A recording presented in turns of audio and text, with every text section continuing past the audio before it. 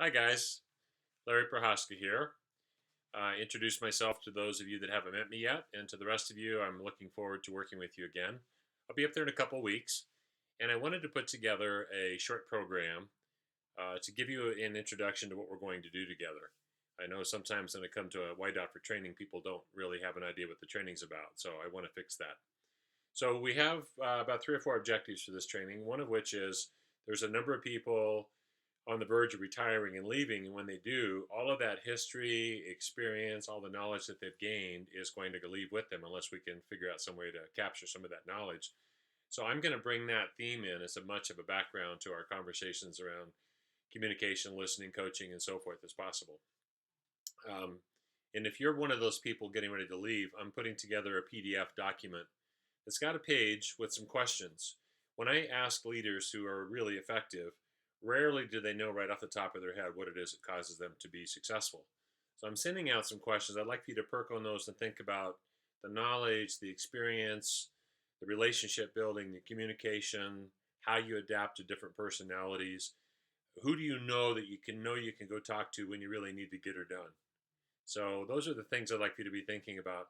Other parts of the training, we're merging two parts of leadership, the coaching part and the mentoring part. And a part of that is that as people leave, we need to grow the new people who are going to replace them. So the skill that you use as a leader for as a coach is different than the skill you would use as a manager. So we're going to spend a lot of our time initially with coaching, communication skills involved, listening skills involved. I brought in some coaching exercises, so we're going to have an opportunity to practice some actual coaching situations in the room with each other. And then from there, we're going to move into the mentoring aspect. Part of the difference between coaching and mentoring is coaching is a direct line relationship. And if you're coaching somebody and you ask them to do something, there's an obligation for them to do that. Mentor is much more informal.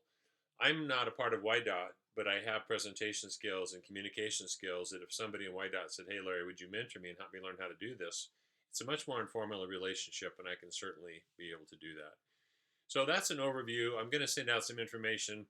And one of the things I'd like you to think about, excuse me, one of the real key differences and one of the most important skills of a coach is communication skills. So on this handout, I'm going to give you an exercise, and whether you do it for an hour or two, a morning or two, or periodically throughout the week, I'd like for you to gauge your conversation with other people and just notice the amount of time that you spend telling versus the amount of time that you spend asking and engaging.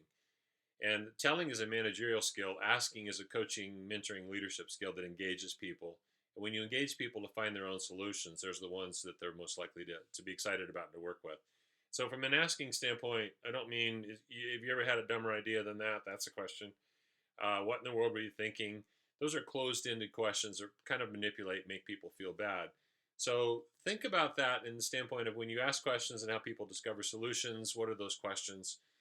So I look forward to working with you a couple weeks from now. So in the meantime, be well, and I'll see you soon. Okay, bye bye.